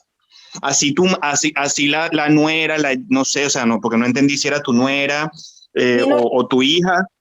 O tu hija te diga, qué desastre, ¿por qué hiciste eso? Tú no o sea, ese es el rol también que le toca a ella de sobreprotección, de ser mamá, de tener a la muchachita debajo del ala, y a ti no, o sea, porque tú no eres mamá, al tú ser abuela, tu rol es distinto, y tú también le puedes enseñar desde un punto de vista de otros tipos de amor y de afecto, bueno, que el mundo existe para que ella haga experiencia y pueda ir saliendo de esa alita de gallina donde la tiene la mamá. Eso era lo que yo hablaba cuando decía la importancia de los abuelos en el cuaternio psíquico, o sea, sacar a ese niño o a esa niña de la dupla parental y de la tríada a la que pertenece y la abuela le muestra desde otro lugar y con otros afectos el mundo.